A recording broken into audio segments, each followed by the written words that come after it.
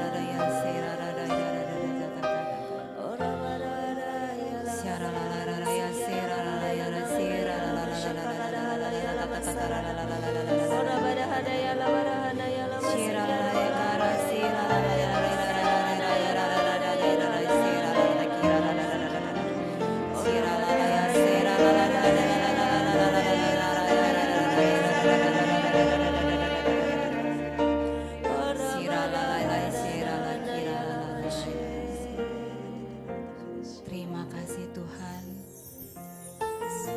Ini kami anak-anak-Mu Tuhan, datang ke hadapan-Mu dengan hati yang penuh dengan kerinduan.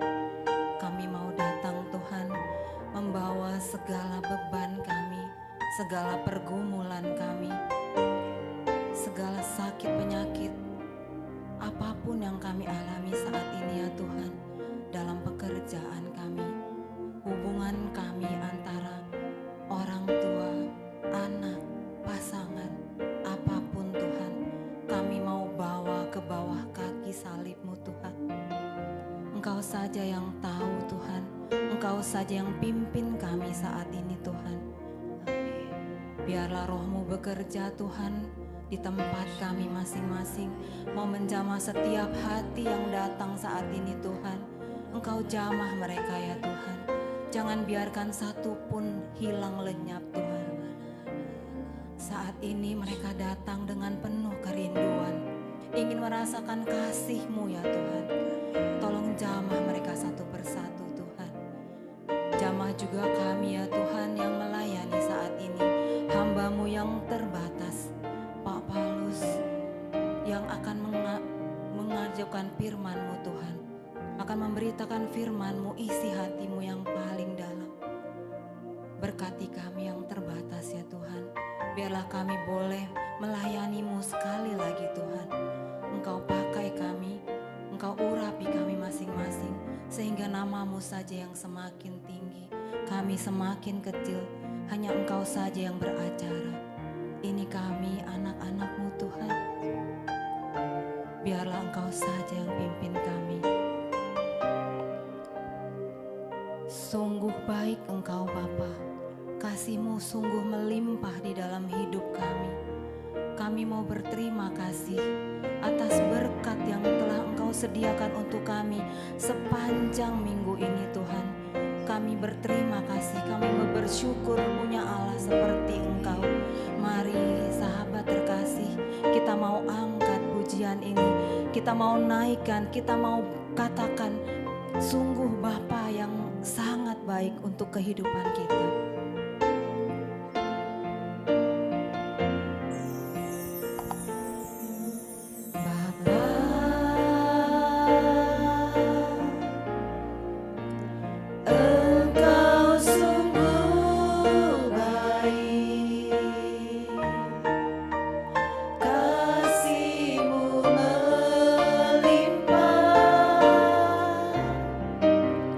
Di hidupku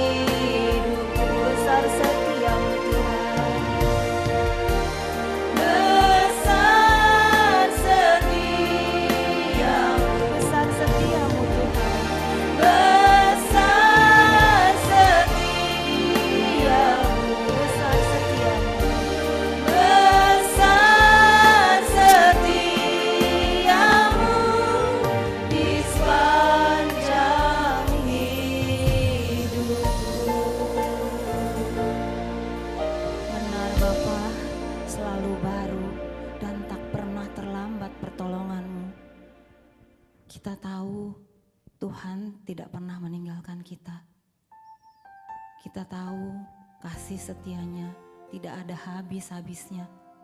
Rahmatnya selalu melimpah setiap hari, selalu baru. Mari sahabat, kita mau percaya kepadanya. Nyatakan tiada yang seperti Engkau Tuhan, yang begitu mengasihiku apapun keadaanku. Walaupun dunia mengatakan kamu tidak berharga, tapi Dia yang melihat kamu. Dia yang melihat engkau begitu berharga di matanya. Karena hanya Dia yang begitu mengasihi kita. Tidak ada yang seperti Dia. Mari sahabat, kita nyatakan, kita mau katakan, kita mau percaya hanya Engkau saja Tuhan yang sanggup melawat kehidupan kami. Nyatakanlah ini dengan iman-Mu.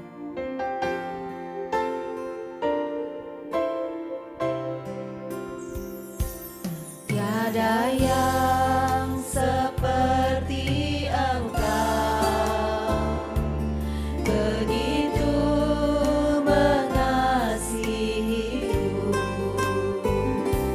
Kau Tuhan sanggup menjawab semua seru doaku. Tiada yang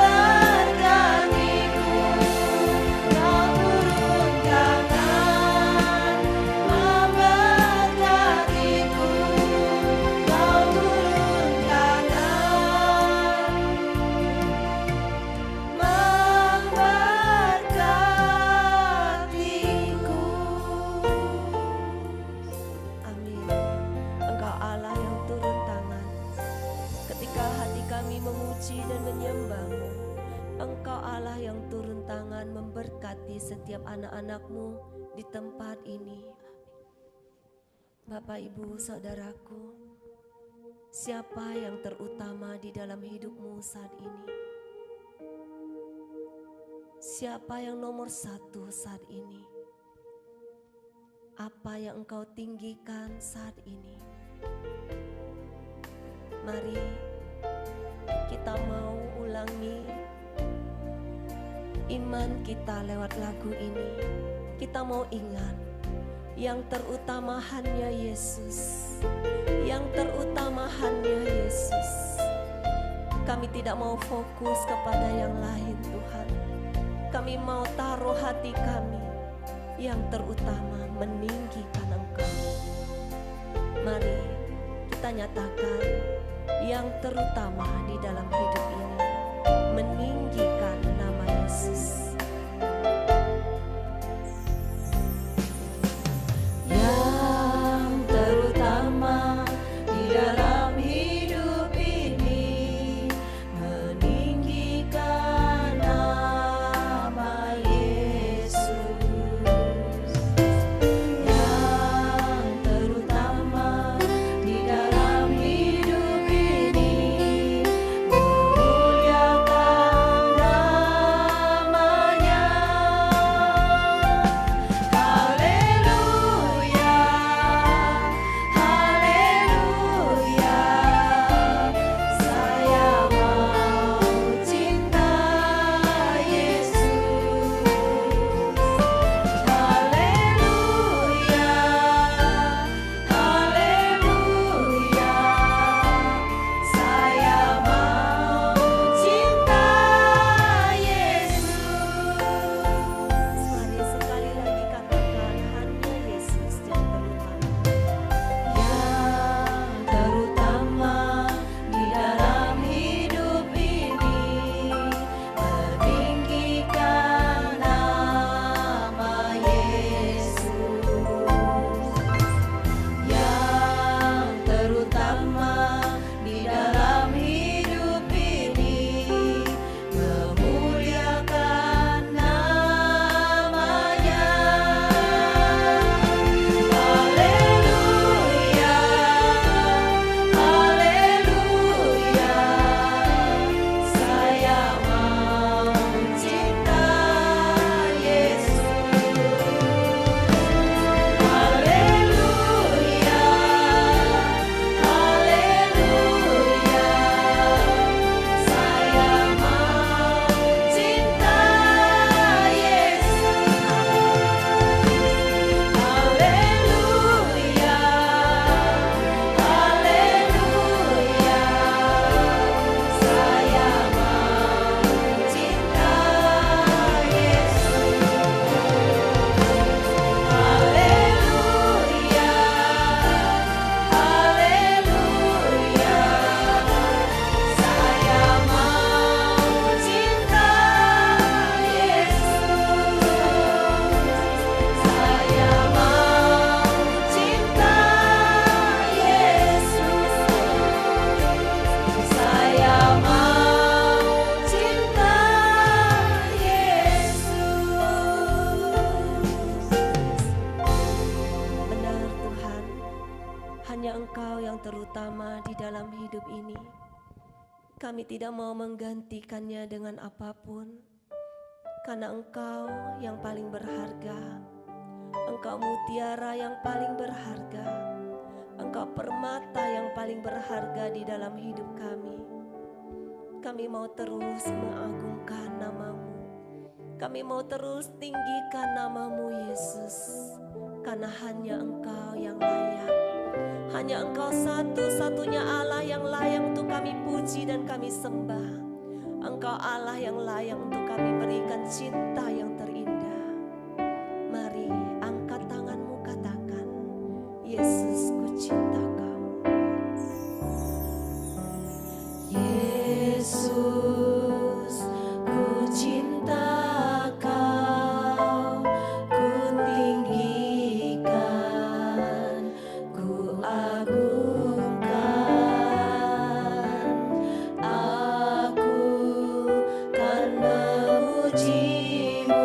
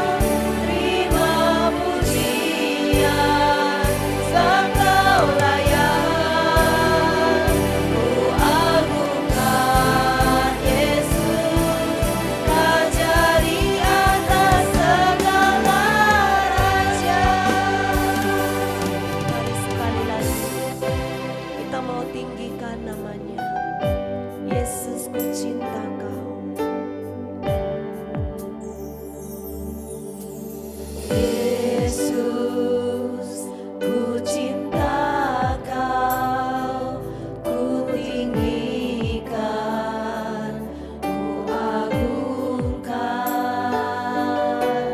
Aku kan memuji-Mu, baik di dalam suka dan duka. Sebab Kaulah yang terima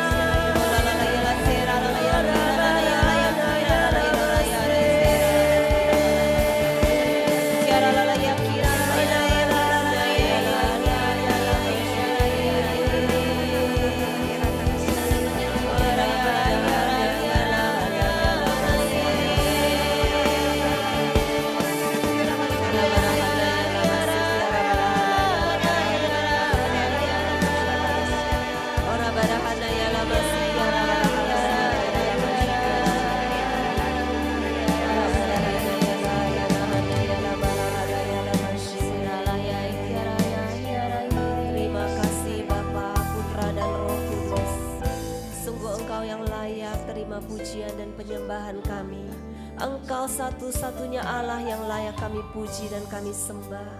Tidak ada Allah yang lain. Kami bersyukur Bapa, Engkau kumpulkan kami sekali lagi malam ini untuk mendengarkan isi hati-Mu. Urapi anak-Mu Paulus, sucikan, kuduskan, tahirkan dia, layakkan dia Bapa, biar dia boleh menjadi bejana-Mu yang kudus untuk menyampaikan setiap firman yang Kau rindu untuk sampaikan kepada setiap kami. Kami membuka hati kami yang haus dan lapar Tuhan. Kami rindu mengenal-Mu lebih lagi, bahwa kami tetap di dalam hadirat-Mu dan mengerti kehendak-Mu di dalam hidup kami. Berfirman-Lah ya Bapa, kami siap mendengarkan Engkau. Amin. Amin.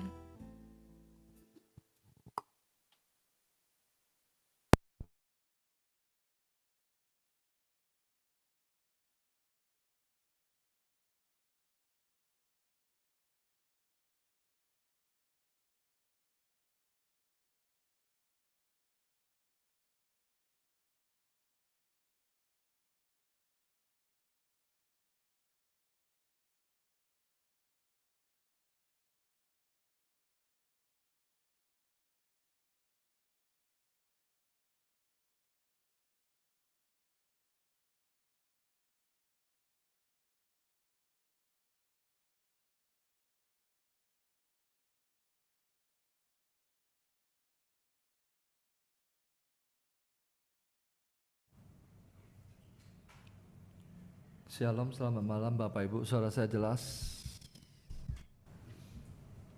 Jelas? Oke.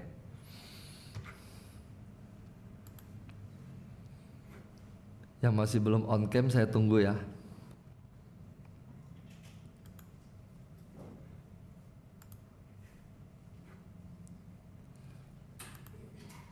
Sekali lagi selamat malam Bapak Ibu Suster semuanya yang sudah hadir dan meluangkan waktu untuk merenungkan firman Tuhan malam hari ini.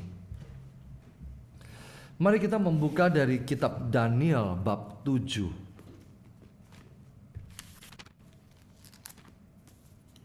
Kitab Daniel bab 7.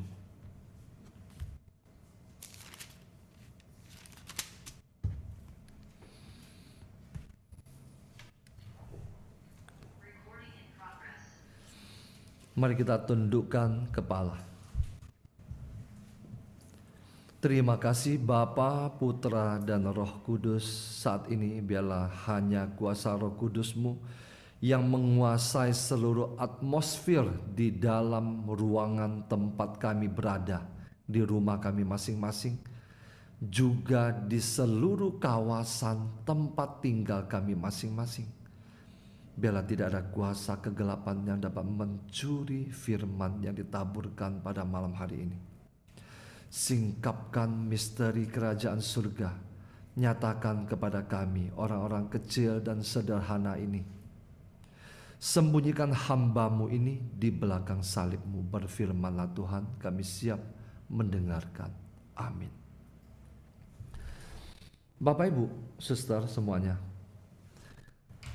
ketika saya masuk ke dalam bab 7 ini, 3 sesi yang lalu, bab 1, 2, 3, 4, 5, 6, malam ini bab 7.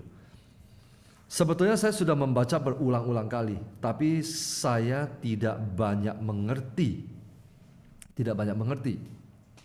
Tapi tidak masalah.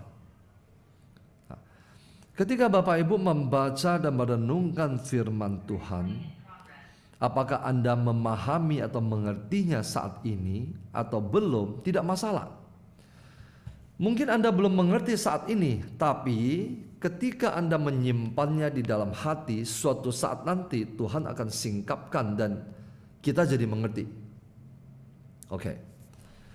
Bab 7 judul perikopnya adalah keempat binatang dan anak manusia. Minggu lalu sampai pada Daniel di gua singa. Ketika Daniel di gua singa itu, kerajaan sudah beralih dari kerajaan Babel menjadi kerajaan Media dan Persia. Nah, sekarang di bab 7 ini, cerita ini kembali lagi kepada kerajaan Babel. Coba kita baca ayat 1. Pada tahun pertama pemerintahan Belsyazar, Raja Babel. Kita sama-sama tahu siapa itu Belsyazar. Belsyazar adalah dia yang setelah minum-minum kemudian menyombongkan diri dengan mengambil piala dari bait suci, dan kemudian ada tulisan tangan Tuhan menulis di tembok. Nah, Belsyazar. Pada tahun pertama pemerintahan Belsyazar, Raja Babel, bermimpilah Daniel dan mendapat penglihatan-penglihatan di tempat tidurnya. Lalu dituliskannya lah mimpi ini, dan inilah garis besarnya. Bapak Ibu, kalau Bapak Ibu mendapat sesuatu mimpi yang amat sangat khusus, coba direnungkan atau dicatat atau ditulis. Berkatalah Daniel demikian, pada malam hari aku mendapat penglihatan. Daniel berkata, pada malam hari aku mendapat penglihatan. Belsyazar ini adalah anak dari Nebukadnezar. Jadi tadi saya katakan kembali lagi kepada kerajaan Babel. Pada malam hari aku mendapat penglihatan, tampak keempat angin dari langit mengguncangkan laut besar. Apa yang mengguncangkan laut besar itu? Angin. Angin dari mana? Dari langit. Dari langit artinya apa? Ini adalah campur tangan Tuhan. Sesuatu yang dari langit. Sesuatu yang muncul dari bumi, dari bawah bumi dan dari bawah, itu bukan sesuatu yang ilahi. Tetapi sesuatu yang ilahi selalu muncul dari langit, dari atas. Tampak keempat angin dari langit mengguncangkan laut besar. Nah, saya mau sharingkan sedikit. Ketika saya mendapat mimpi, jadi ketika saya mendapat mimpi, saya belum tahu tentang ada ayat ini di bab 7 ayat kedua ini dan ayat ketiga ini. Waktu saya mendapat mimpi kira-kira 2 bulan yang lalu. Jadi mimpi pertama saya adalah saya melihat ada binatang muncul dari dalam laut, dan binatang itu menggoncangkan segala sesuatu. Nah, lalu mimpi yang kedua itu yang saya sudah ceritakan ke kalian, bahwa Tuhan menyuruh kita membaca kitab Daniel. Lalu saya mengajak Bapak Ibu untuk membaca kitab Daniel. Kenapa saya berani mengatakan mimpi ini datang dari Tuhan? Karena menyuruh kita membaca kitab suci. Kalau menyuruh Anda jangan ke gereja, jangan membaca kitab suci, menyembah berhala, itu bukan datang dari Tuhan. Bahkan mimpi yang hanya Anda katakan sebagai bunga tidur saja, tapi menyuruh Anda membaca kitab suci, bacalah.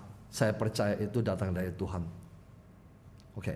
Nah, jadi ini sangat-sangat persis seperti vision di mimpi pertama saya. Ketika saya membaca di bab ke-7 ini, saya kaget. Persis sama. Mengguncangkan laut besar, dan 4 binatang besar naik dari dalam laut. Yang saya lihat 1, tapi yang di sini ada 4. Saya lihat 1 muncul dari dalam laut. Nah, tentu saja vision yang saya dapat atau mimpi yang saya dapat tidak bisa disamakan dengan yang tertulis di dalam kitab Daniel. Kenapa? Mimpi itu adalah untuk saya pribadi, bukan untuk semua orang. Tetapi mimpi Daniel, penglihatan Daniel yang ditulis di dalam Alkitab untuk semua orang. Kenapa? Karena ini adalah pewahyuan umum. Sekali lagi saya katakan, apa itu pewahyuan umum? Pewahyuan umum adalah yang tertulis dalam Alkitab, adalah pewahyuan umum. Kenapa? Untuk segala bangsa. Anda bermimpi, Anda melihat vision, penglihatan, itu adalah pewahyuan pribadi untuk diri Anda sendiri. Jadi, vision apapun yang kita dapat tidak dapat memaksakan orang lain untuk percaya. Tetapi apa yang tertulis dalam Alkitab wajib semua orang percaya mempercayainya. Karena tertulis dalam Alkitab. Dan Alkitab adalah panduan iman kita. Dan 4 binatang besar naik dari dalam laut, yang satu berbeda dengan yang lain. Binatang. Yang pertama rupanya seperti seekor singa. Jadi belum tentu ini adalah singa, tetapi rupanya seperti, artinya mirip. Mirip belum tentu. Mirip seperti seekor singa. Dan mempunyai sayap burung Raja Wali. Jadi ini seperti singa, tapi dia punya sayap. Aku terus melihatnya sampai sayapnya tercabut dan ia terangkat dari tanah dan ditegakkan pada 2 kaki seperti manusia. Dan kepadanya diberikan hati manusia. Dan tampak ada seekor binatang yang lain, ini yang kedua. Rupanya seperti beruang, jadi rupanya seperti mirip beruang. Ia berdiri pada sisinya sebelah dan 3 tulang rusuk masih ada di dalam mulutnya, di antara giginya. Dan demikianlah dikatakan kepadanya, ayo makanlah daging banyak-banyak. Kemudian aku melihat tampak seekor binatang yang lain. Ini binatang yang keberapa Bapak Ibu? Ketiga. Rupanya seperti macan tutul. Macan tutul. Ada 4 sayap burung pada punggungnya. Ada 4 sayap burung pada punggungnya. Lagi pula binatang itu berkepala 4 dan kepadanya diberikan kekuasaan. Kepadanya diberikan kekuasaan oleh siapa? Bukan oleh Tuhan. Bukan oleh Tuhan. Coba kita lihat selanjutnya. Ayat 7. Yang keempat. Kemudian aku melihat dalam penglihatan malam itu tampak seekor binatang yang keempat, yang menakutkan dan mendahsyatkan. Dan ia sangat kuat. Ia bergigi besar dari besi. Ia melahap dan meremukkan dan sisanya diinjak-injaknya dengan kakinya. Ia berbeda dengan segala binatang yang terdahulu. Lagi pula ia bertanduk 10. Tanduk melambangkan power, kekuatan. Jadi binatang keempat ini sangat amat strong. Dia punya 10 tanduk. Dia punya kuasa yang besar. Sementara aku memperhatikan tanduk-tanduk itu, tampak tumbuh di antaranya suatu tanduk lain yang kecil. Sehingga 3 dari tanduk-tanduk yang dahulu itu tercabut, dan pada tanduk itu tampak ada mata seperti mata manusia dan mulut yang menyombong. Sementara aku terus melihat, tahta-tahta diletakkan. Nah, lalu visionnya itu berlanjut. Daniel melihat tahta-tahta diletakkan. Ada berapa tahta? Ada banyak tahta. Bukan hanya satu. Lalu duduklah yang lanjut usianya. Pakaiannya putih seperti salju dan rambutnya bersih seperti bulu domba. Kursinya dari nyala api, dengan roda-rodanya dari api yang berkobar-kobar.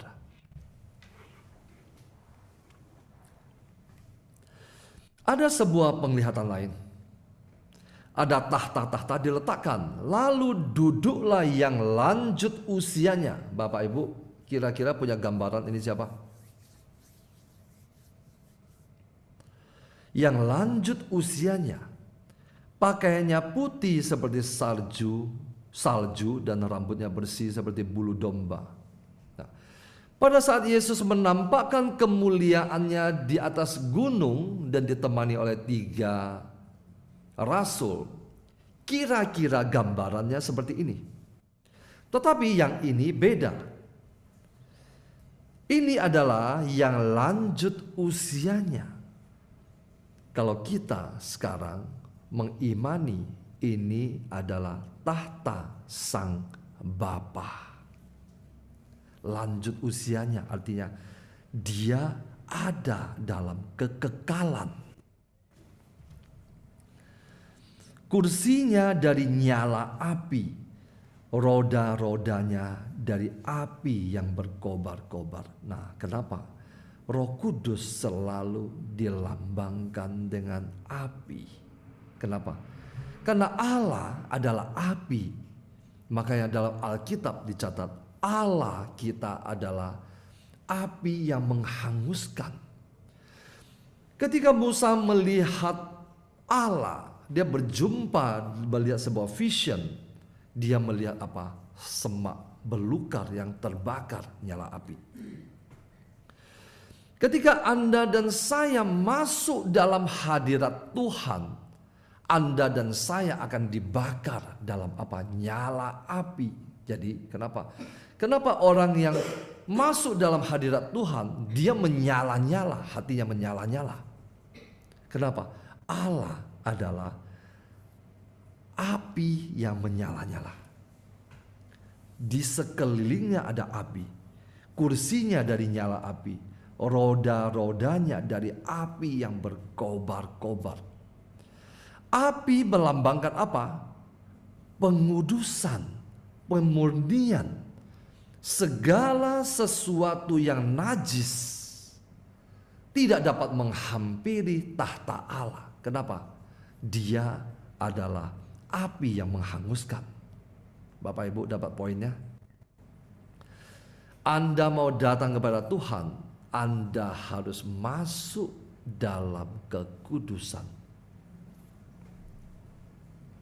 Tanpa kekudusan, tidak ada seorang pun yang dapat melihat Allah.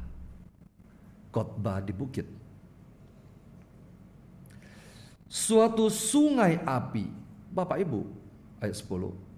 Di mana-mana sungai adalah air, tetapi di surga nanti ada sungai api. Sungai api timbul dan mengalir dari hadapannya. 1000 kali beribu-ribu melayani dia, dan selaksa kali berlaksa-laksa berdiri di hadapannya. Bapak Ibu, kalau Anda merenungkan kitab Daniel ini tentang vision, bagaimana Allah Sang Bapa duduk di atas tahta, mungkin kita akan mengubah persepsi kita terhadap Allah. Anda bersungut-sungut terhadap Allah, Anda mengatakan Allah tidak adil, Anda mengatakan Allah tidak peduli dengan saya, Anda mengatakan Allah itu tidak punya kuasa.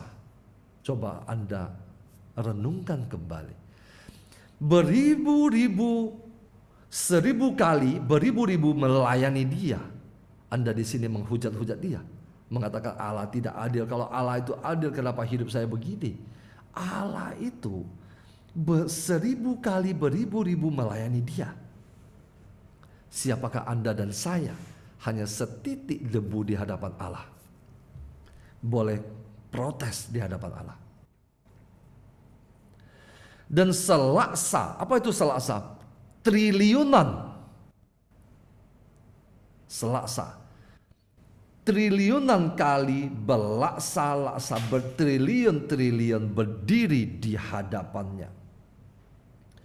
Lalu duduklah majelis pengadilan dan dibukalah kitab-kitab. Nah, bukan hanya ada tahta Bapa, tetapi juga ada tahta yang lain-lain. Kenapa? Karena di dalam kerajaan surga, kenapa disebut kerajaan? Karena di situ ada Allah yang memerintah dan ada tahta-tahta, ada pengadilan. Duduklah majelis pengadilan dan dibukalah kitab-kitab. Aku terus melihatnya karena perkataan sombong yang diucapkan tanduk itu. Aku terus melihatnya sampai binatang itu dibunuh. Binatang yang sombong itu binatang yang keempat, betul? Tetapi binatang itu dibunuh. Tubuhnya dibinasakan dan diserahkan ke dalam api yang membakar. Juga kekuasaan binatang-binatang yang lain dicabut, dan jangka hidup mereka ditentukan sampai pada waktu dan saatnya. Bapak Ibu, iblis, penguasa kegelapan, juga memiliki waktu. Jadi kalau sekarang iblis bisa dapat mengganggu manusia. Kenapa? Karena dia memiliki legalitas. Dia memiliki legalitas. Sampai pada waktu tertentu. Jadi kalau Anda mengatakan, kalau ada Allah itu ada, kenapa iblis juga ada mengganggu manusia, merusak dan sebagainya? Karena belum waktunya. Lalang diizinkan tumbuh bersama dengan gandum, belum waktunya dicabut. Kalau belum waktunya artinya apa? Saat sekarang ini dia, iblis, memiliki legal akses kepada Anda dan saya. Dari mana saya tahu? Coba kita baca kitab Ayub. Iblis punya kuasa. Dia memiliki legalitas. Nah, lalu bagaimana Anda dan saya tidak diganggu oleh dia? Anda dan saya harus melekat pada Allah. Anda dan saya harus menjadi anak-anak Allah. Anak-anak Allah tidak dapat diganggu oleh iblis. Kenapa? Anda adalah anak. Kalau saya memiliki pangkat seorang jenderal bintang 4, ada yang berani mengganggu anak saya? Kalau Anda dan saya adalah anak-anak Allah, putra-putri kerajaan surga, Anda dimeteraikan, Anda adalah milik Allah. Oke. Ayat 13. Aku terus melihat dalam penglihatan malam itu, Bapak Ibu, kitab Daniel juga hampir sama atau juga tercatat di dalam kitab Wahyu. Nanti kalau Bapak Ibu membaca kitab Wahyu, Bapak Ibu akan temukan apa yang tertulis di sini nanti di kitab Wahyu juga ditulis. Kenapa? Karena vision ini, penglihatan ini untuk semua bangsa. Aku terus melihat dalam penglihatan malam itu, tampak datang dengan awan-awan dari langit, seorang seperti anak manusia. Datanglah ia kepada yang lanjut usianya itu, dan ia dihantar, dihantar ke hadapannya. Ke hadapan siapa? Ke hadapan Sang Bapa. Ayat 14. Siapa anak manusia itu? Siapa dia? Apakah dia seorang malaikat? Atau dia salah satu dari nabi? Atau dia itu siapa? Ayat ke-14, ini kuncinya. Lalu diberikan kepadanya kekuasaan dan kemuliaan dan kekuasaan sebagai raja, maka orang-orang dari segala bangsa, suku bangsa dan bahasa mengabdi kepadanya. Kekuasaannya ialah kekuasaan yang kekal, yang tidak akan lenyap, dan kerajaannya ialah kerajaan yang tidak akan musnah. Siapa anak manusia ini? Kita lihat Orang-orang dari segala bangsa, suku, bangsa, dan bahasa mengabdi kepadanya. Kekuasaannya ialah kekuasaan yang kekal. Artinya apa? Anak manusia ini adalah Yesus. Kenapa? Dia disembah, dimuliakan setara dengan yang lanjut usianya itu. Makanya ketika Yesus sesaat sebelum dia terangkat ke surga, di dalam Injil Matius dia katakan, "Kepadaku telah diberikan segala kuasa di langit dan di bumi, karena itu pergilah, jadikanlah semua bangsa muridku." Nah, kalau Bapa disembah, kekal kuasanya, segala bangsa menyembah dia. Yesus, Sang Putra Bapa, juga memiliki kekuasaan kemuliaan sama setara dengan Bapa. Jadi Bapa dan Putra setara untuk disembah. Oke. Ayat 15. Maka aku Daniel terharu karena hal itu, dan penglihatan-penglihatan yang kulihat itu menggelisahkan aku. Kenapa menggelisahkan?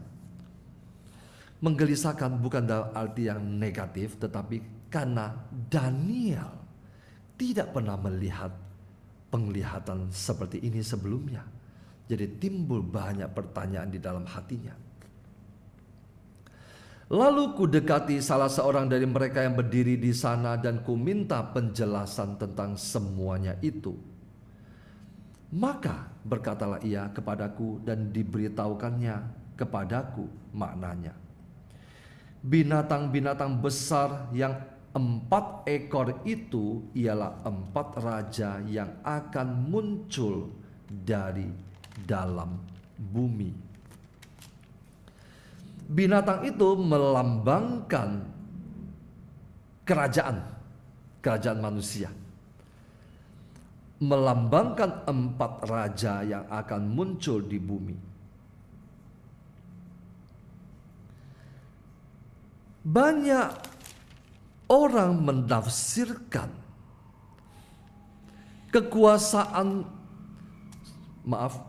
binatang yang pertama. Kan ada 4 binatang yang melambangkan 4 kerajaan. Banyak orang menafsirkan seperti ini. Kerajaan pertama adalah kerajaan Babel. Kerajaan Babel yaitu pada saat Daniel melihat penglihatan ini, vision ini. Kerajaan Babel. Dan tafsiran ini kelihatannya betul. Kenapa? Di ayat keempat tadi dikatakan demikian. Dan kepadanya diberikan hati manusia. Bapak Ibu masih ingat siapa yang diberikan hati manusia? Setelah menjadi seperti binatang. Nebukadnezar. Betul? Nebukadnezar menjadi seperti binatang, tinggal di hutan, makan rumput, sampai dia mengakui Allah di surga, dan kemudian dia diberikan hati manusia, kembali menjadi manusia. Nah, kerajaan pertama adalah kerajaan Babel, jadi binatang pertama. Kerajaan kedua adalah kerajaan sesudah Babel, Media dan Persia. Kerajaan Media dan Persia ini adalah 2 kerajaan gabung jadi satu, tetapi di kemudian hari kerajaan Persia menjadi jauh lebih kuat. Kerajaan ketiga adalah kerajaan Yunani. Kerajaan keempat adalah kerajaan Romawi. Jadi 4 kerajaan. Ini adalah sebuah tafsiran.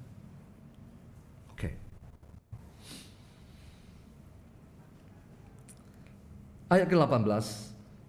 Jadi binatang-binatang besar yang 4 ekor itu ialah 4 raja yang akan muncul dari dalam bumi. Nah, karena saat itu baru muncul 1. Sesudah itu orang-orang kudus milik yang maha tinggi akan menerima pemerintahan. Bapak Ibu, kalau memahami orang-orang kudus, jangan berpikir seperti yang kita pahami orang-orang kudus yang kita pahami. Orang-orang kudus dalam Alkitab ini, secara khusus kalau dalam konteks perjanjian baru, ini perjanjian lama, perjanjian baru, orang-orang kudus berbicara tentang orang-orang percaya, orang-orang Kristen, orang-orang kudus. Nah, jadi orang-orang kudus milik yang maha tinggi akan menerima pemerintahan, dan mereka akan memegang pemerintahan itu sampai selama-lamanya, bahkan kekal selama-lamanya. Bapak Ibu, ayat ini sangat amat meneguhkan saya dan memberikan penghiburan bagi saya. Mungkin juga bagi Bapak Ibu. Sesudah kehidupan kita saat ini berakhir, kita tidak hanya rest in peace, tetapi kita juga yang dipilih akan menjalankan, akan ikut memerintah bersama-sama dengan Yesus. Kenapa? Di dalam Alkitab disebut sebagai kita adalah imam, nabi, dan raja. Imam, nabi, dan raja. Nah, jadi kalau Bapak Ibu mendengar kata gembala, jangan hanya berpikir tentang pastor seorang gembala. Tentu saja benar, pastor seorang gembala. Ya. Tetapi juga dalam arti lain, gembala juga memiliki arti lain. Anda bapak ibu rumah tangga, bapak dalam sebuah keluarga juga seorang gembala, betul? Ibu juga seorang gembala, menggembalakan anak-anaknya. Nah, kalau Alkitab mencatat Anda adalah imam, nabi, dan raja, jadi kita juga akan menjadi raja-raja kecil di hadapan raja segala raja, Yesus. Jadi kalau dikatakan Anda adalah seorang raja, jangan berpikir Yesus adalah satu-satunya raja. Betul, dia adalah King of King, raja di atas segala raja. Kita juga menjadi raja-raja. Kenapa? Kita juga menjadi raja-raja kecil. Bahkan Alkitab mencatat dalam kitab Mazmur, dan Yesus juga mengulanginya di dalam Injil Yohanes, kamu adalah Allah. Anda dan saya adalah Allah-Allah kecil di hadapan Allah yang Maha Kuasa. Anda dan saya harus menjadi Allah-Allah kecil, Anda baru dapat mengalahkan iblis-iblis yang memiliki kuasa itu. Nah, Anda dan saya, orang-orang kudus milik yang maha tinggi, akan menerima pemerintahan. Akan muncul kerajaan-kerajaan di dalam dunia ini yang memiliki kuasa, tetapi akhirnya kekuasaan dari Allah yang akan menang. Kerajaan sekuat apapun juga itu, bertanduk 10kah atau apa, akhirnya kerajaan ini akan dipegang oleh orang-orang kudus. Saya lanjutkan. Mereka akan memegang pemerintah itu sampai selama-lamanya, bahkan kekal selama-lamanya. Lalu aku ingin mendapat penjelasan tentang binatang yang keempat itu, yang berbeda dengan segala binatang yang lain, yang sangat menakutkan dengan gigi besinya dan kuku tembaganya, yang melahap dan meremukkan dan menginjak-injak sisanya dengan kakinya. Dan tentang ke-10 tanduk yang ada pada kepalanya. Dan tentang tanduk yang lain, yaitu tanduk yang mempunyai mata dan yang mempunyai mulut yang menyombong, yang tumbuh sehingga patahlah 3 tanduk, dan yang lebih besar rupanya dari tanduk-tanduk yang lain. Tanduk melambangkan power, kuasa. Jadi iblis juga punya kuasa.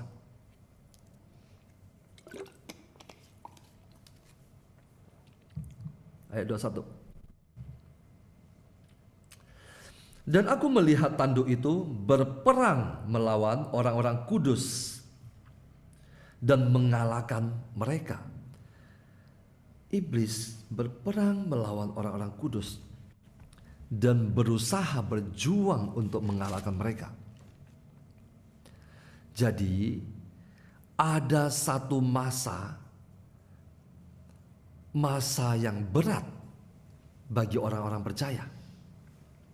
Kenapa? Orang-orang kudus ini juga menghadapi perlawanan dan juga bisa mengalami kekalahan. Mereka juga akan mengalami banyak pergumulan karena iman. Ayat 22, sampai yang lanjut usianya itu datang dan keadilan diberikan kepada orang-orang kudus milik yang maha tinggi, dan waktunya datang orang-orang kudus itu memegang pemerintahan. Nah, sebelum segala sesuatu pemerintahan itu dipegang oleh orang-orang kudus, akan ada banyak serangan. Kuasa kegelapan akan menghancurkan orang-orang percaya, orang-orang benar. Kenapa? Karena iblis tidak akan melepaskan begitu saja kuasanya. Maka demikianlah katanya. Binatang yang keempat itu ialah kerajaan yang keempat yang akan ada di bumi, yang akan berbeda dengan segala kerajaan dan akan menelan seluruh bumi, menginjak-injaknya dan meremukkannya. Ke-10 tanduk itu ialah ke-10 raja yang muncul dari kerajaan itu. Sesudah mereka akan muncul seorang raja, dia berbeda dengan raja-raja yang dahulu dan akan merendahkan 3 raja. Ia akan mengucapkan perkataan yang menentang yang maha tinggi dan akan menganiaya orang-orang kudus milik yang maha tinggi. Bapak Ibu, coba lihat. Pertama-tama iblis akan menyerang siapa? Akan menyerang orang-orang percaya. Kenapa? Karena Anda dan saya akan memegang pemerintahan. Maka iblis akan menggagalkan dengan segala daya upaya. Iblis tidak menyerang orang-orang yang bukan milik yang maha tinggi. Kenapa? Mereka bukan menjadi saingan iblis. Iblis tidak ada urusan dengan mereka. Tetapi iblis akan menyerang orang-orang percaya, orang-orang kudus. Dia akan menganiaya orang-orang kudus. Ia ini adalah binatang keempat itu, berusaha untuk mengubah waktu dan hukum, dan mereka akan diserahkan ke dalam tangannya selama 1 masa dan 2 masa dan setengah masa. Artinya apa? Iblis juga memiliki masa untuk menguasai dunia ini. Lalu majelis pengadilan akan duduk dan kekuasaan akan dicabut daripadanya untuk dimusnahkan dan dihancurkan sampai lenyap. Kita sering melihat. Kenapa kalau Tuhan ini ada, kenapa kejahatan ini dibiarkan? Belum waktunya, Bapak Ibu. Belum waktunya. Kalau waktu Tuhan langsung, Anda berdosa malam ini, besok Anda sudah mati.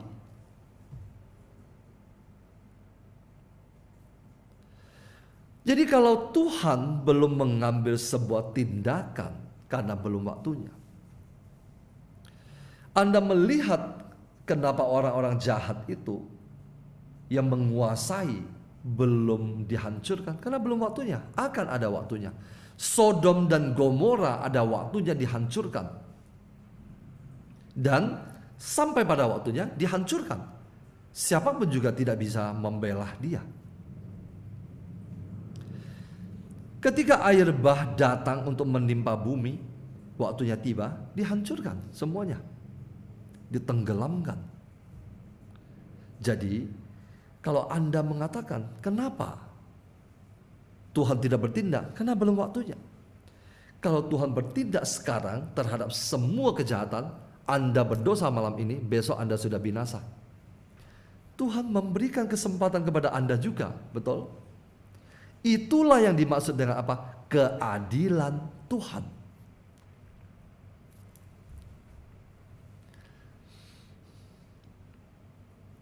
Ayat 27. Maka pemerintahan, kekuasaan dan kebesaran dari kerajaan-kerajaan di bawah semesta langit akan diberikan kepada orang-orang kudus, umat yang maha tinggi. Pemerintahan mereka adalah pemerintahan yang kekal, dan segala kekuasaan akan mengabdi dan patuh kepada mereka. Sekianlah berita itu. Adapun aku, Daniel, pikiran-pikiranku sangat menggelisahkan aku, sehingga aku menjadi pucat dan aku menyimpan hal itu dalam ingatanku. Bapak Ibu, saya lanjutkan bab 8 secara lebih cepat. Yang tadi penglihatan itu berbicara tentang sesuatu yang mungkin sudah terjadi. Sudah terjadi. Artinya apa? Sejarah sudah melewati itu. Mungkin. Nah, sekarang kita masuk ke dalam bab 8. Pada tahun yang ketiga pemerintahan Raja Belsyazar, nampaklah kepadaku Daniel suatu penglihatan sesudah yang tampak kepadaku dahulu itu.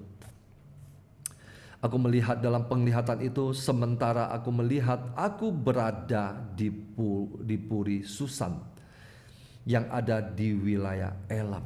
Nah, Daniel, dia dibawa masuk ke alam roh. Bapak Ibu, kalau tidak percaya tentang alam roh, Anda dan saya belum menjadi orang percaya. Semua orang-orang percaya dibawa masuk ke alam roh. Abraham dibawa masuk ke alam roh, melihat bintang di langit. Yakub dan sebagainya, semuanya. Daniel ayat 3. Aku mengangkat mukaku dan melihat tampak seekor domba jantan berdiri di depan sungai itu. Tanduknya 2 dan kedua tanduk itu tinggi, tetapi yang satu lebih tinggi dari yang lain, dan yang tinggi itu tumbuh terakhir. Aku melihat domba jantan itu menanduk ke barat, ke utara, dan ke selatan. Dan tidak ada seekor binatang pun yang tahan menghadapi dia, dan tidak ada yang dapat membebaskan dari kuasanya. Ia berbuat sekehendak hatinya dan membesarkan diri. Tetapi sementara aku memperhatikannya, tampak seekor kambing jantan, tadi domba jantan, sekarang kambing jantan, datang dari sebelah barat, yang melintasi seluruh bumi tanpa menginjak tanah. Dan kambing jantan itu mempunyai satu tanduk yang aneh di antara kedua matanya. Ia datang pada domba jantan yang 2 tanduknya, dan yang kulihat berdiri di depan sungai itu, lalu menyerangnya dengan keganasan yang hebat.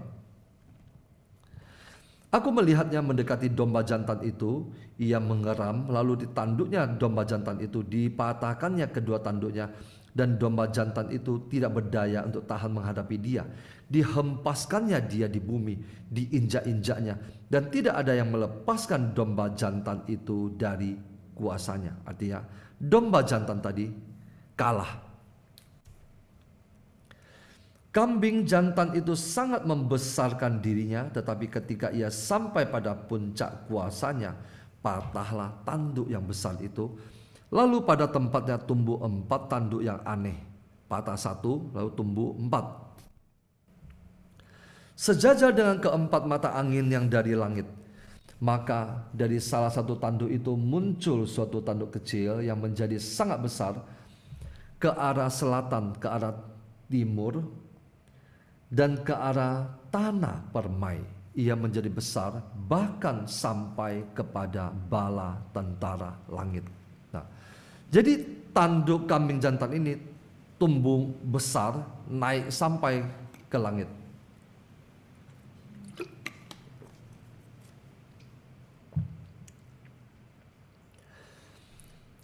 Dari bintang-bintang dijatuhkannya beberapa ke bumi dan diinjak-injaknya, artinya kuasanya sangat besar.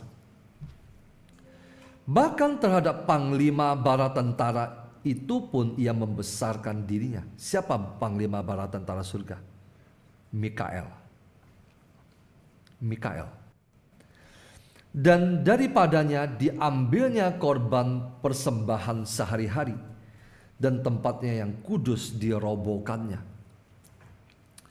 Suatu kebaktian diadakan secara fasik menggantikan korban sehari-hari. Kebenaran dihempaskannya ke bumi, dan apapun yang dibuatnya semuanya berhasil oleh si kambing jantan ini. Artinya apa? Dia merobohkan segala tatanan ilahi. Ayat 14. Ayat 13, maaf. Kemudian ku dengar seorang kudus berbicara dan seorang kudus lain berkata kepada yang berbicara itu, sampai berapa lama lagi berlaku penglihatan ini, yakni korban sehari-hari dan kefasikan yang membinasakan, tempat kudus yang diserahkan dan bala tentara yang diinjak-injak? Bapak Ibu masih mengikuti saya? Udah ngantuk? Belum? Oke, puji Tuhan. Sampai berapa lama? Yakni korban sehari-hari dan kefasikan yang membinasakan, tempat kudus yang diserahkan dan bala tentara yang diinjak-injak. Maka ia menjawab, sampai lewat 2.300 petang dan pagi, lalu tempat kudus itu akan dipulihkan dalam keadaan yang wajar. Sedangkan aku Daniel melihat penglihatan itu dan berusaha memahaminya. Bapak Ibu, ketika saya membaca dan saya merasa saya tidak memahami, saya terhibur. Kenapa? Daniel yang penuh dengan roh para kudus pun tidak memahami. Daniel tidak memahami. Dia berusaha memahami, maka tampaklah seorang berdiri di depanku yang rupanya seperti seorang laki-laki. Dan aku mendengar dari tengah sungai Ulai itu suara manusia berseru, Gabriel, buatlah orang ini memahami penglihatan itu. Bapak Ibu, kalau untuk memahami sebuah penglihatan yang tidak kita mengerti, minta hikmat Tuhan. Tuhan akan mengutus malaikatnya atau memberikan hikmat kepada Anda untuk memahaminya. Asalkan apa? Rendahkan dirimu di hadapan Tuhan. Bapak Ibu, jangan merasa segala sesuatu kita sudah tahu. Saya tahu ini, saya tahu penglihatan ini, saya tahu segala sesuatu. Rendahkan dirimu di hadapan Tuhan. Anda dan saya tidak tahu apa-apa. Seorang Daniel yang penuh dengan roh para dewa yang kudus pun tidak tahu. Jadi jangan selalu merasa tahu segala sesuatu.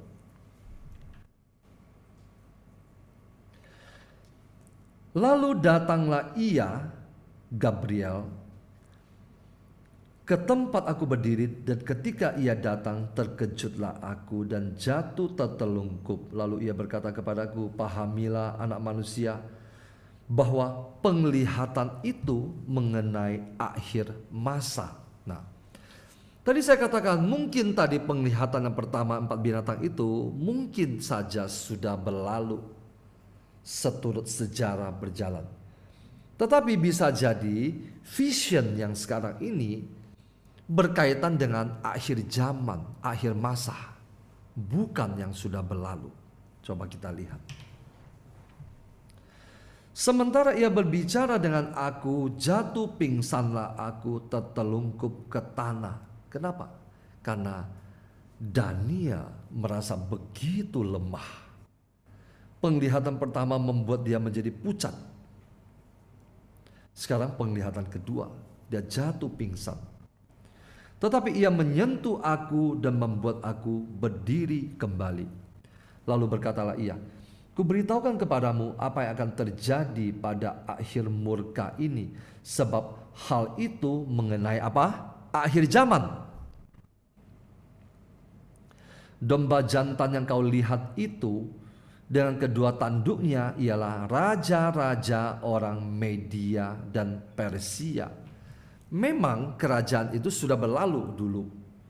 Tetapi vision ini mungkin juga berkaitan dengan sesuatu yang akan terjadi nanti, akhir zaman, kiamat.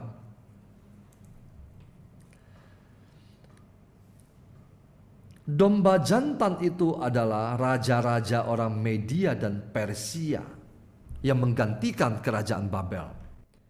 Dan kambing jantan yang berbulu kesat itu ialah raja negeri Yunani, yang tanduk besar yang di antara kedua matanya itu ialah raja yang pertama.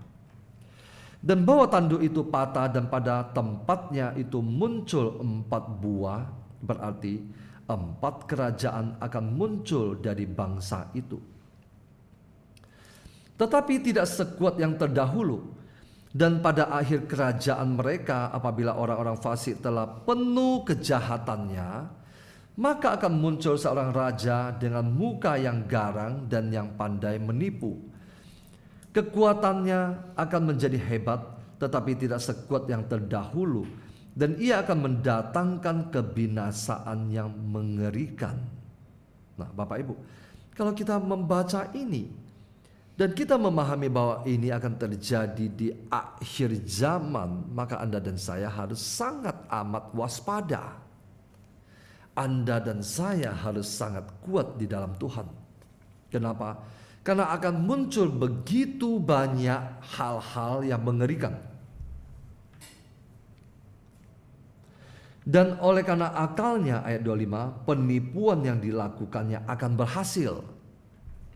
Ia akan membesarkan dirinya dalam hatinya, dan dengan tak disangka-sangka banyak orang akan dibinasakannya. Juga ia akan bangkit melawan raja segala raja. Siapa raja segala raja? Allah. Dia akan bangkit melawan Allah. Tetapi tanpa perbuatan tangan manusia, ia akan dihancurkan. Artinya, dia akan dihancurkan langsung oleh tangan Allah. Adapun penglihatan tentang petang dan pagi itu, apa yang dikatakan tentang itu adalah benar. Tetapi engkau, jadi malaikat ini, Gabriel berbicara kepada Daniel, tetapi engkau sembunyikanlah penglihatan itu, sebab hal itu mengenai masa depan yang masih jauh. Maka aku, Daniel, lelah dan jatuh sakit beberapa hari lamanya. Kemudian bangunlah aku dan melakukan pula urusan raja, dan aku tercengang-cengang tentang penglihatan itu, tetapi tidak memahaminya. Bapak Ibu, Daniel tidak memahaminya. Allah mengirimkan Gabriel untuk menjelaskan, tetapi Daniel tetap mengatakan, tetapi aku tidak memahaminya. Nah, Bapak Ibu, pesan apa yang mau kita tarik, kita ambil dari 2 bab ini, keempat binatang dan anak manusia, dan kemudian yang domba jantan dan kambing jantan. Vision ini berbicara tentang akan ada kesesakan. Kerajaan muncul di muka bumi, bahkan sampai nanti akhir zaman. Kenapa?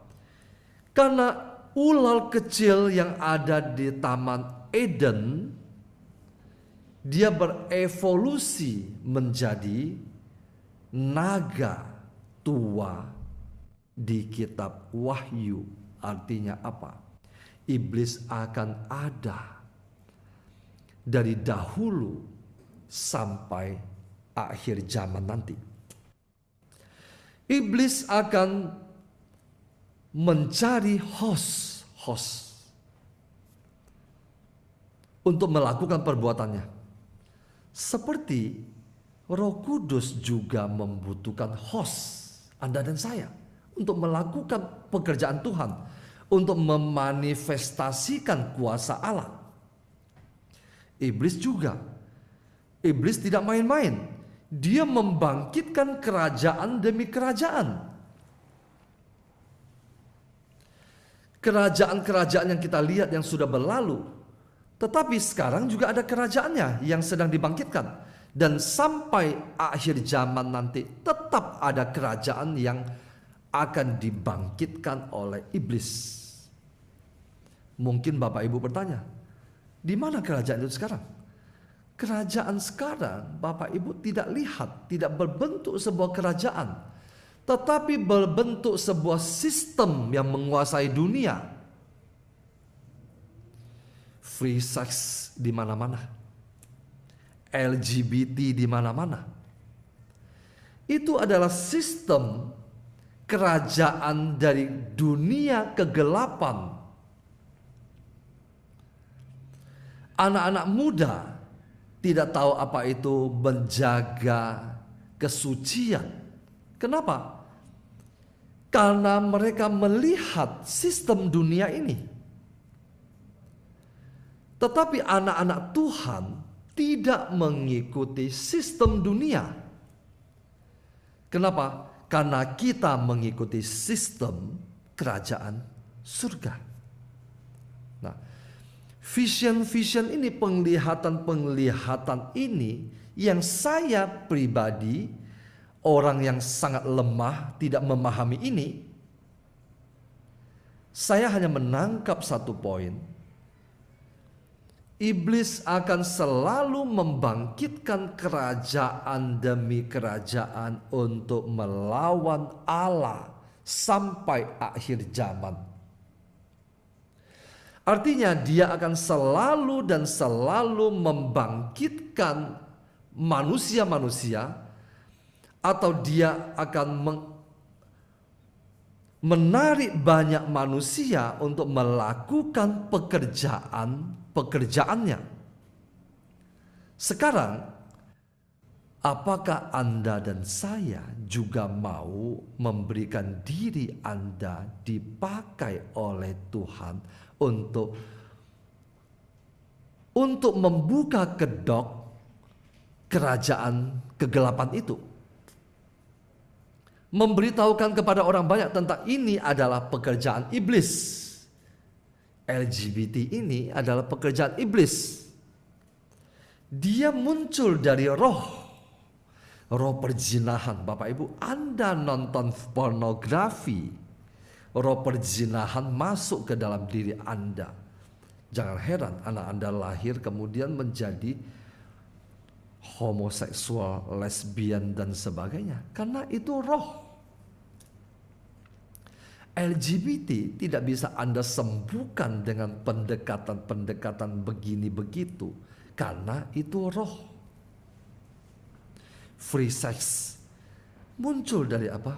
Roh perzinahan juga, dan sebagainya yang menguasai dunia ini. Anda dan saya, kita dipanggil untuk berjuang memperkuat manusia roh kita, supaya kita sanggup, supaya kita qualify untuk dipakai untuk menjadi bait suci Roh Kudus. Roh Kudus tinggal di dalam diri Anda dan saya, dan Anda dan saya dipakai oleh Tuhan untuk menghancurkan kuasa kegelapan itu, kerajaan kegelapan. Kenapa? Karena Anda dan saya masuk ke dalam kerajaan terang untuk membuka kedok dari kerajaan kegelapan itu. Oke, Bapak Ibu. Malam ini adalah komsel terakhir kita di tahun ini. Tanggal 27 tidak ada komsel, kemudian tanggal 4 juga tidak ada komsel. Artinya ini adalah komsel terakhir kita di tahun ini. Malam tahun baru, jam 9 malam, malam tahun baru artinya tanggal berapa? Tanggal 31. Tanggal 31 jam 9 malam kita akan berdoa bersama. Berdoa, menyembah Tuhan bersama. Mungkin kurang lebih 1 jam itulah. Jadi tidak mengganggu jam Anda bersama dengan keluarga. Jam 9 sampai jam 10. Lewat Zoom kita akan berdoa bersama. Untuk apa? Untuk mengakhiri menutup tahun ini. Dan tanggal 1 kita juga akan memulai dengan doa juga jam 9 malam. Jadi ada 2 malam, malam 31 dan malam tanggal 1. Dua-duanya jam 9 malam. Jam 9 malam kita akan berdoa menutup tahun yang sudah-sudah ini dan juga memulai tahun yang baru.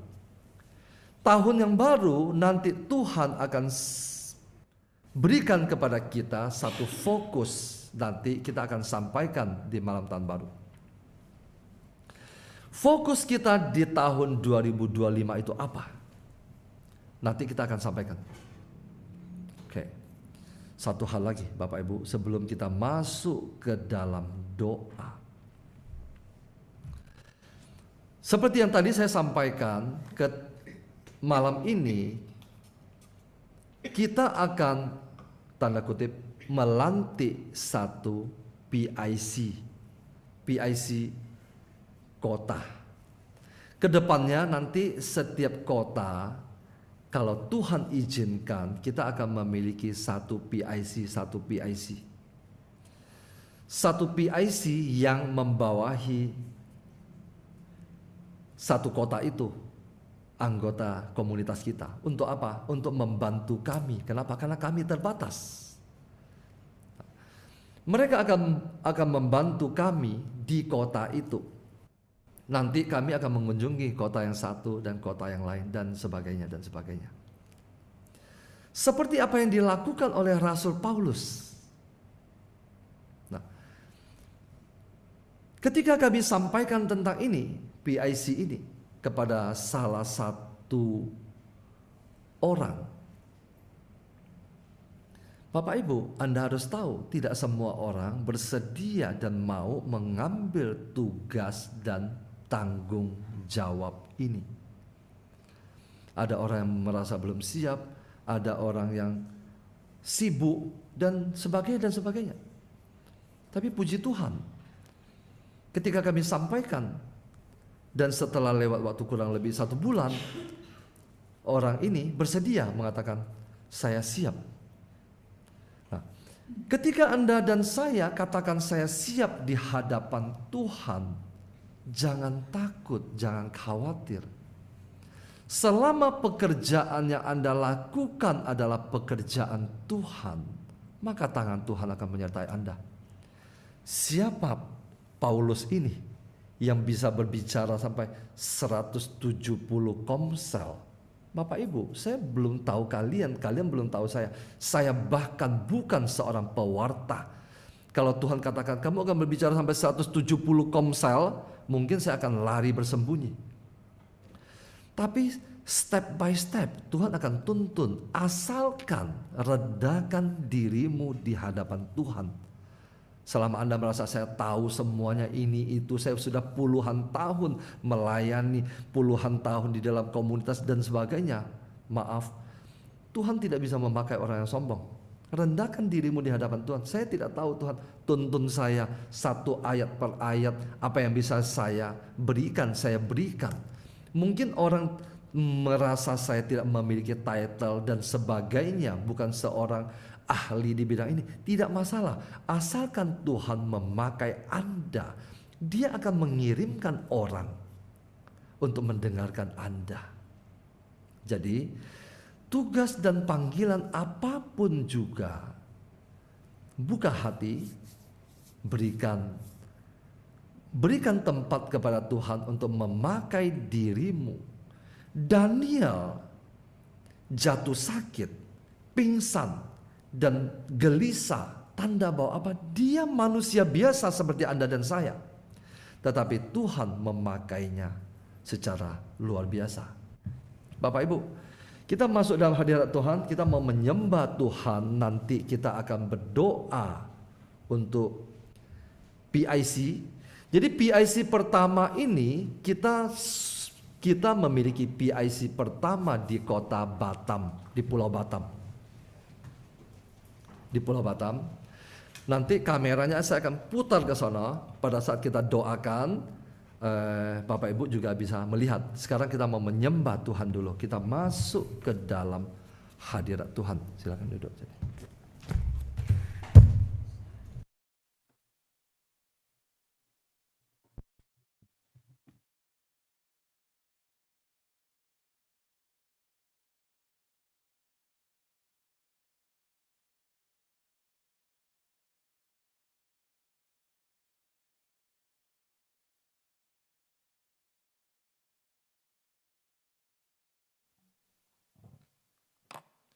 Siapkan hati.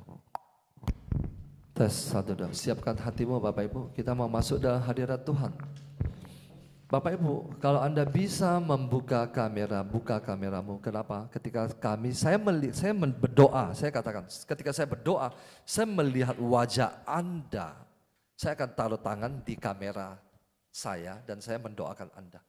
Atau saya akan menyentuh di layar wajah-wajah Anda. Kalau Bapak Ibu tidak tahu apa yang saya lakukan, kenapa saya minta Anda kalau sungguh-sungguh bisa buka kamera Anda. Kenapa saya melihat wajah Anda? Di sini saya sentuh tangan saya satu persatu di wajah Anda.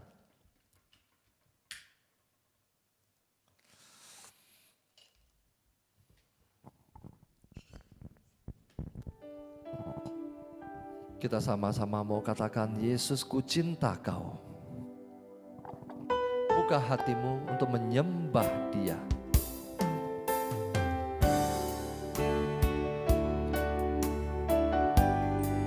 Lagu keempat.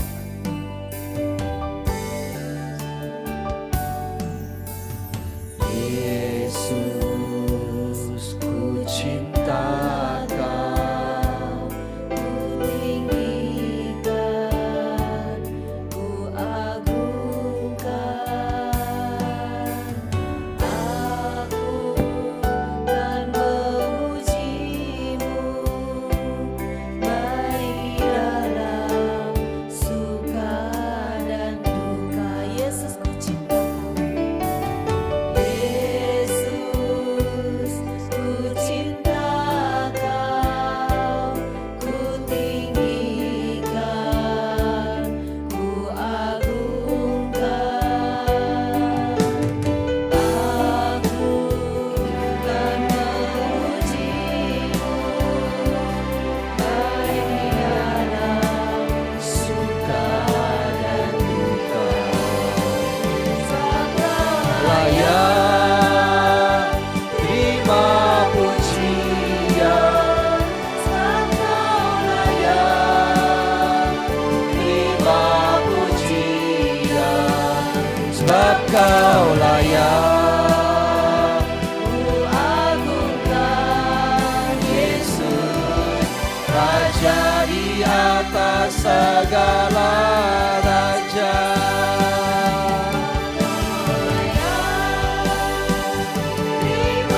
Pujian, sebab Kau layak terima pujian, sebab Kau layak. Ku agungkan Yesus, Raja di atas segala raja.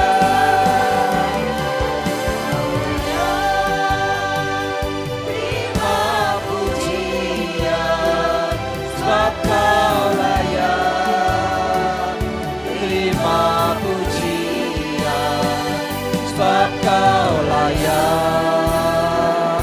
Ku agungkan Yesus, Raja di atas segala raja.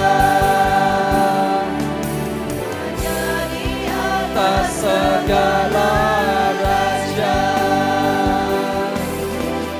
Raja di atas segala, Raja. Angkat suaramu, sembah Dia.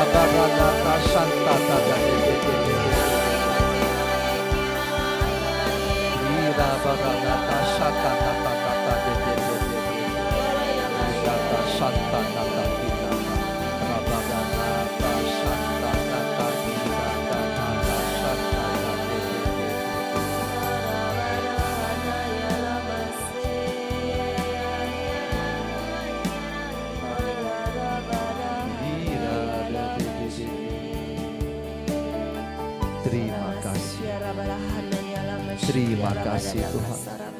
Shantananata shatatata santanata shatatatata shantanata shantanata.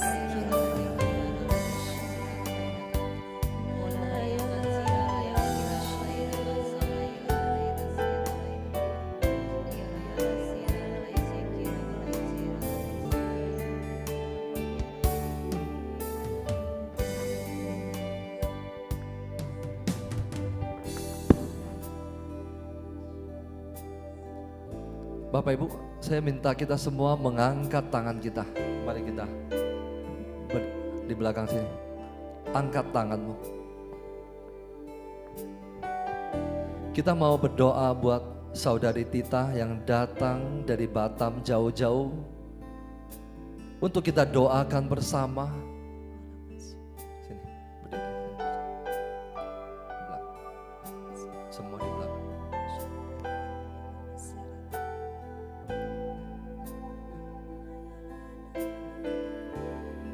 Mari kita angkat tangan kita. Terima kasih Tuhan. Terima kasih Tuhan, Engkau yang telah memilih hamba-Mu.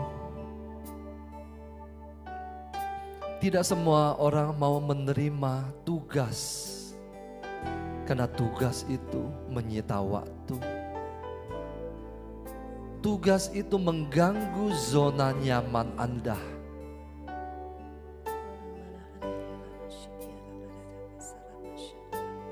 Tapi ketika kita mau menerima tugas dan panggilan dari Tuhan, engkau dipakai Tuhan untuk memuliakan namanya. Pada malam hari ini Tuhan, kami semua mau bersepakat untuk berdoa, mendoakan saudari Tita yang datang jauh-jauh dari Batam. untuk menerima tugas menjadi PIC leader di kota atau tepatnya di Pulau Batam, untuk menggembalakan kawanan-kawananmu di sana, Tuhan. Kami semua tak berdaya, kami semua lemah, Tuhan. Tapi kami memberikan hati kami untuk melakukan pekerjaan-Mu, Tuhan. Bapak Ibu yang ada di Zoom, angkat tangan-Mu untuk mensupport, untuk mendoakan.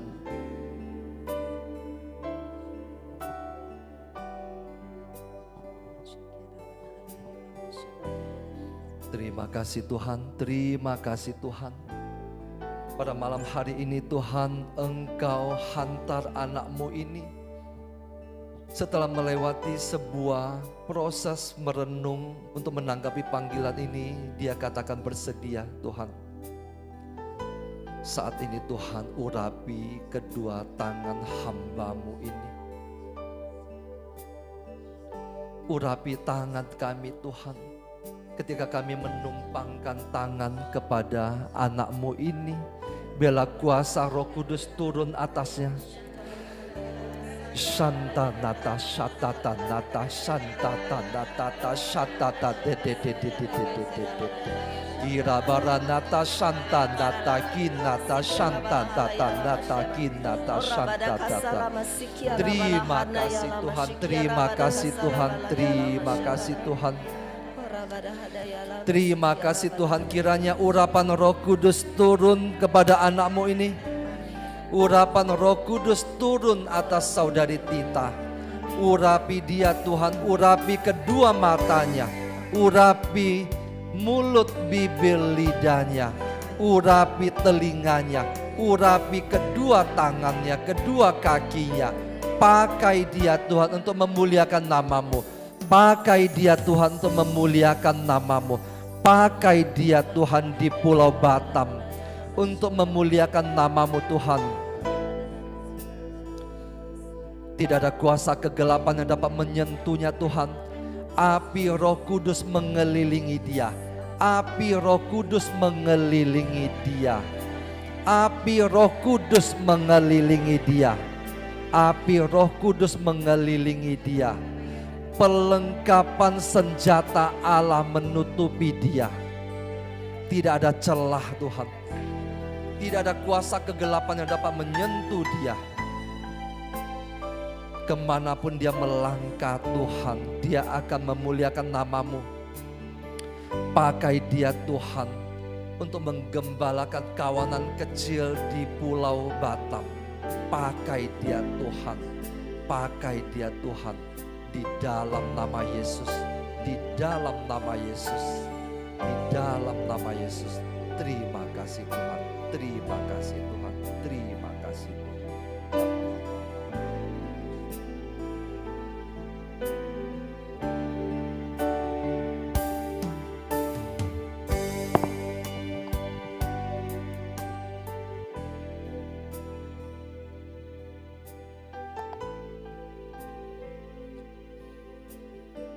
Terima kasih Tuhan. Terima kasih Tuhan. Engkau akan memakai banyak orang lagi Tuhan yang mau membuka hati, yang mau memberikan diri untuk Engkau pakai Tuhan. Hamba-Mu ini berdoa Tuhan, Engkau pakai anak-anak-Mu yang hadir malam hari ini satu persatu Tuhan. Engkau lihat kerenduan hati mereka. Engkau bakar hati mereka Tuhan, Engkau bakar hati mereka, Engkau bakar hati mereka satu persatu Tuhan. Pakai mereka, pertama-tama rebut kembali anggota keluarga mereka. Rebut kembali anggota keluarga mereka. Angkat tangan-Mu, Engkau yang rindu Tuhan pakai. Biarlah Tuhan mengurapi-Mu malam hari ini. Pertama-tama untuk merebut kembali anggota keluarga-Mu di tangan iblis. Rebut kembali, rebut kembali.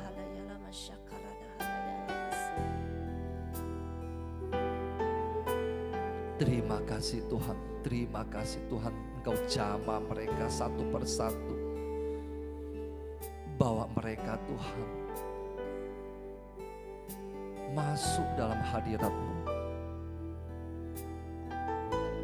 Pakai mereka satu persatu ini Tuhan. Satu persatu Engkau pakai Tuhan, Engkau pakai Tuhan, Engkau pakai Tuhan.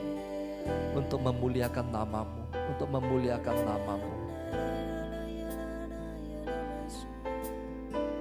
Dunia ini akan berakhir Tuhan, tetapi kerajaan-Mu tidak akan berakhir. Kekuasaan-Mu tidak akan berkesudahan. Suatu hari nanti biarlah kami boleh memerintah bersama-sama dengan Engkau. Memerintah bersama-sama dengan Engkau. Terima kasih Tuhan, terima kasih Tuhan.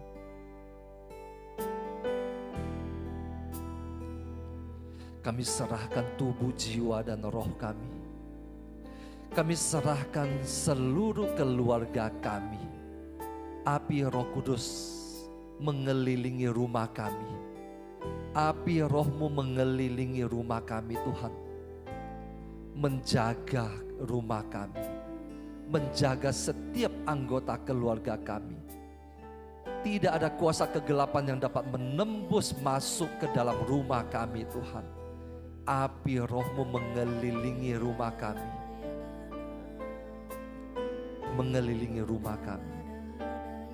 Setiap anggota keluarga kami Tuhan, kami doakan saat ini. Darah Yesus tutup bungkus mereka. Darah Yesus tutup bungkus mereka. Anggota keluarga kami yang pergi jauh daripada-Mu Tuhan, yang jatuh ke dalam dosa. Di alam roh saat ini kami memanggil nama mereka kembali saat ini. Kembali saat ini. Kembali saat ini. Kami lepaskan belenggu-belenggu yang mengikat mereka. Kami lepaskan rantai-rantai yang mengikat mereka. Roh depresi, roh ketakutan, roh perzinahan, roh kecanduan, kami hancurkan dalam nama Yesus. Kami hancurkan dalam nama Yesus. Terima kasih Tuhan, terima kasih Tuhan, terima kasih Tuhan, terima kasih Tuhan. Kami serahkan hidup kami Tuhan. Kami serahkan pekerjaan, karya, dan usaha kami Tuhan. Burung di udara Engkau pelihara Tuhan, masakan Engkau tidak memelihara kami? Engkau akan pelihara setiap anak-anak-Mu yang sedang berjuang dalam segala pekerjaan, karya, dan usaha mereka. Engkau berkati Tuhan, berkati Tuhan, berkati Tuhan. Berkat turun atas kita semua. Berkat turun atas kita semua. Terima kasih, terima kasih, terima kasih Tuhan. Kami serahkan pelayanan kami Tuhan. Pakai kami, hamba-hamba-Mu, pelayan-pelayan-Mu. Di dalam komunitas ini, juga di komunitas lain Tuhan. Anak-anak-Mu yang melayani di dalam komunitas lain. Di dalam kongregasi, di dalam biara. Tuhan berkati mereka. Perkuat kehidupan doa mereka Tuhan.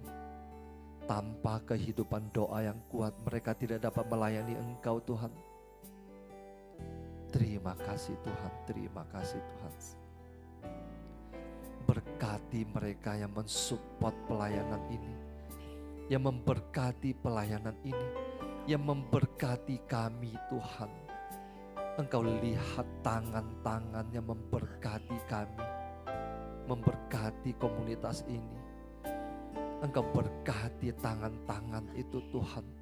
Engkau berkati keluarga mereka. Tidak ada musibah yang akan menimpa mereka. Tidak ada sakit penyakit yang menimpa mereka Tuhan. Terima kasih Tuhan. Terima kasih Tuhan. Kami serahkan hari-hari terakhir ini Tuhan untuk menjelang Natal. Kami mau mempersiapkan hati kami. untuk menyambut Engkau Tuhan yang akan lahir di dalam hati kami.